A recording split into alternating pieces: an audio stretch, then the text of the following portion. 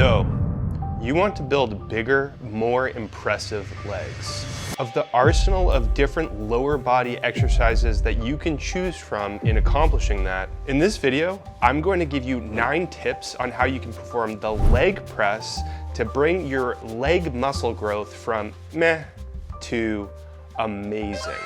These 9 tips will each be important in helping you to maximize your leg development when using the leg press. So I would make sure that you watch the whole video to make sure that you don't miss anything important. On a super quick note, before we dive in, it would mean a lot if you took a second to drop this video a like. Each like does a lot to help support the growth of this channel. Thank you in advance. All right. Grab your gravy because we're about to dive head first into several pounds of some serious meat and potatoes. Tip number 1 is to find the best foot position. Although different leg press machines have sled platforms that vary in their surface area size, they each will allow for some freedom to position your feet in different places. The one that I regularly use, for example, isn't terribly large, but even so, there's still more than enough room for me to vary my foot position. So the question is, what is the best foot position to ensure that you get the most muscle growth stimulus possible? Take a look at how differing foot positions change the way that I move. With a lower foot position, I'm able to move super deep and experience a ton of knee flexion, which is ideal for targeting the quads. With the higher foot position, I'm not able to move quite as deep, which means less muscle growth stimulus for my quads.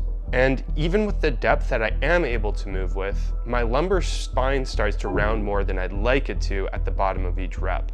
Since I'm able to move significantly deeper and experience a good deal more knee flexion with the lower foot position, which is a requisite for targeting the quads, opting for the lower foot position is a no-brainer. It should be noted that hip flexion is still high with the higher foot position, which means that it could be incorporated as a glute-focused exercise if performed this way, as long as you don't go so low that your lower back starts rounding.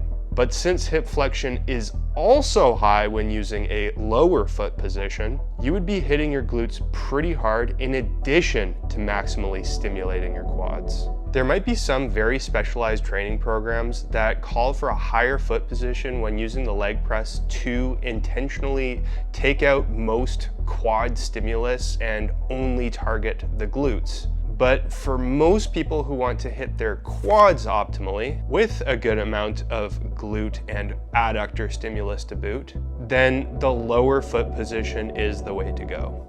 The next tip is to make sure that your heels don't come off the platform too much. If you put your feet too low on the sled, your heels might come off of the platform excessively. If that happens, your quads will still probably be exposed to lots of mechanical tension, and you might actually be able to move a little bit deeper.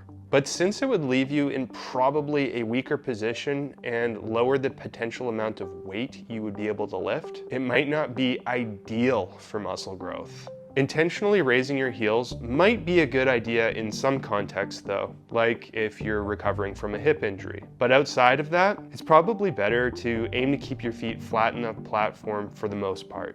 If you're really struggling to keep your heels from coming up too much, you could consider using a pair of squat shoes, which would elevate your heels and make accomplishing deeper knee flexion easier.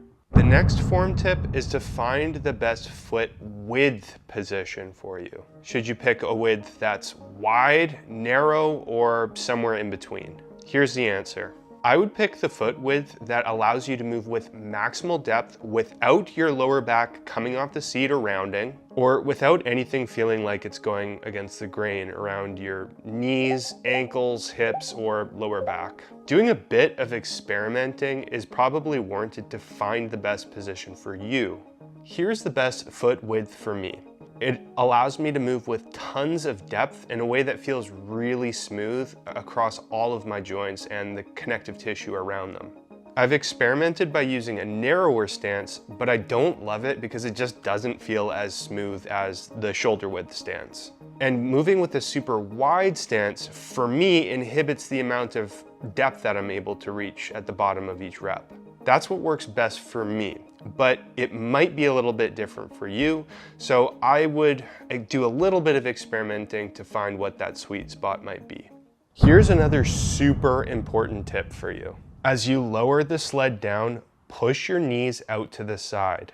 This will allow you to move with maximal depth and in turn, expose your quads to maximal amounts of mechanical tension for muscle growth. By intentionally trying to keep your knees pointed completely forward, you would probably be inhibiting your ability to move with maximal depth. Of course, there might be some people who can reach maximal depth whilst pointing their knees completely forward in front of them. But from my experience, most people do benefit from pointing their knees outward at least a little bit. Tip number 5 is to make sure that you set the backrest properly for yourself. Because each leg press is built differently and each person's limbs and torsos are different sizes and lengths, the best backrest position might vary from person to person between using different machines. I would set it to the position where, again, you're able to move with maximal depth without your lower back rounding, and where you feel the highest amount of tension on your quads. I'll show you what I mean. On the machine I regularly use, the lowest backrest position actually feels fantastic.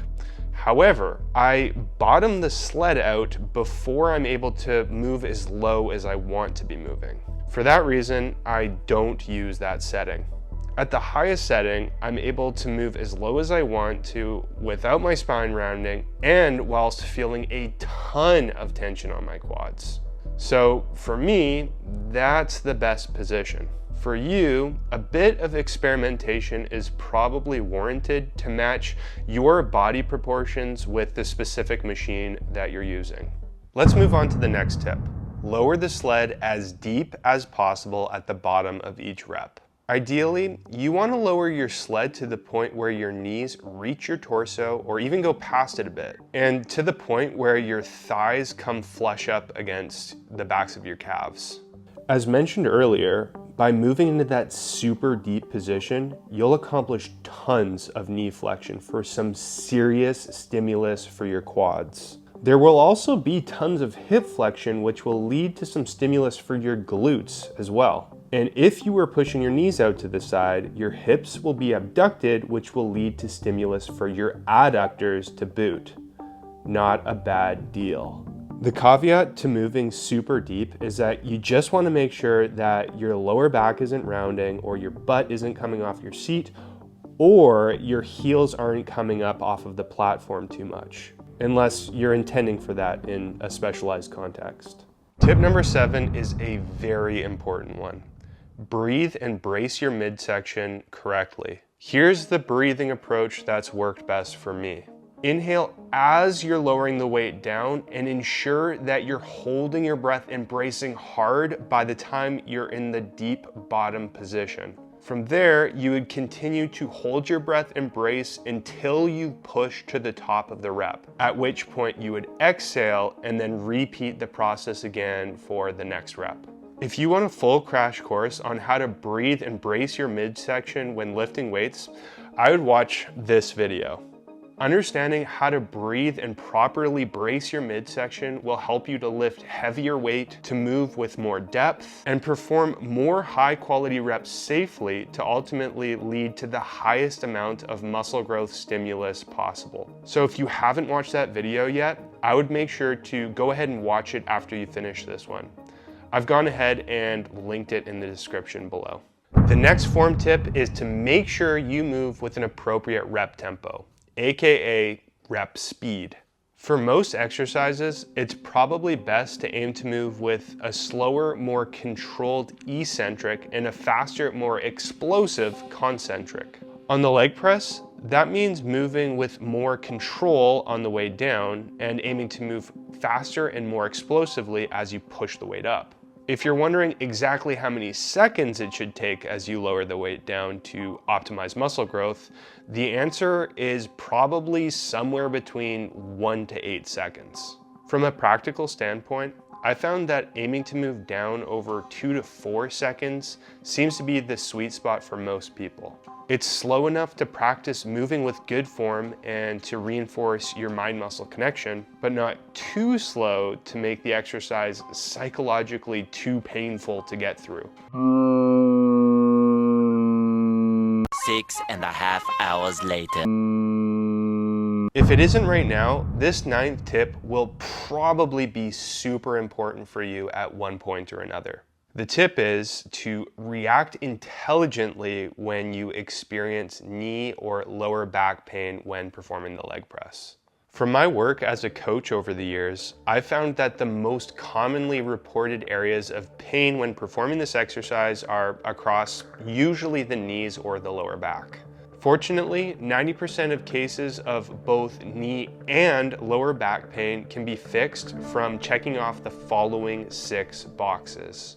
The first box, make sure you're breathing and bracing your midsection correctly.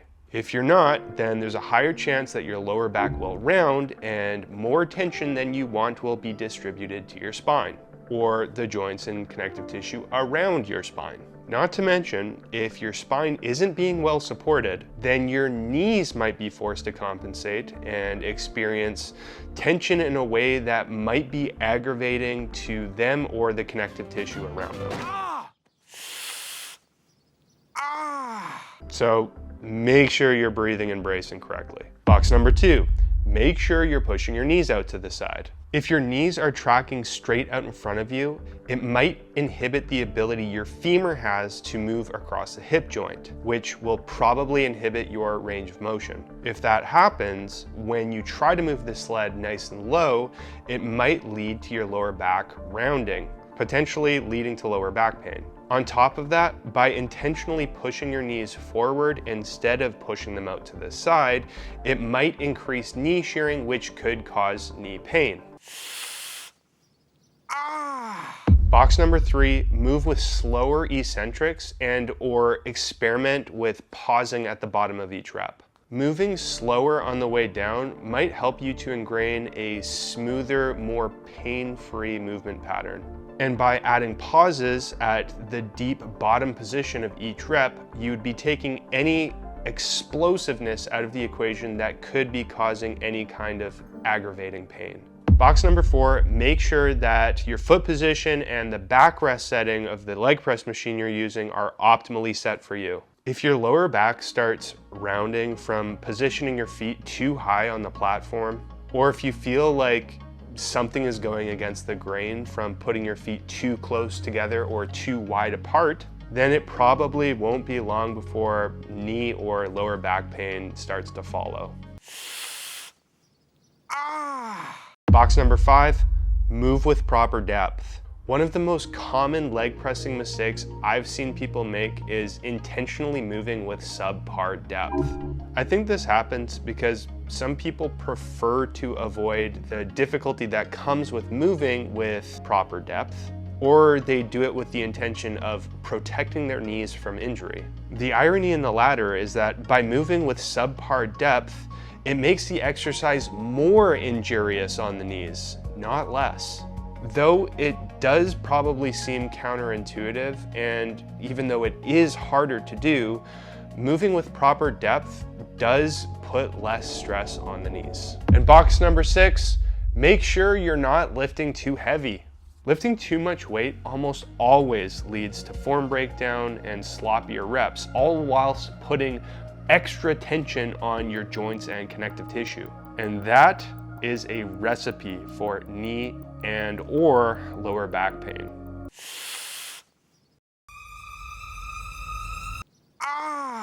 So I wouldn't lift too heavy. And there you have it. The leg press has the potential to be a key contributor to your leg muscle growth development if you keep your form tight and in the pocket. If you have any questions about the leg press or any of the tips that I've shared with you in this video, please go ahead and drop your question in the comment section below. I'll do my best to answer you and give you some clarity. If you found that this video is helpful, please let me know by dropping it a like and consider subscribing to the channel. And feel free to follow me on my Instagram account too for more fitness content. Thank you so much for watching, and as always, lift hard, lift smart, and I'll see you in the next video.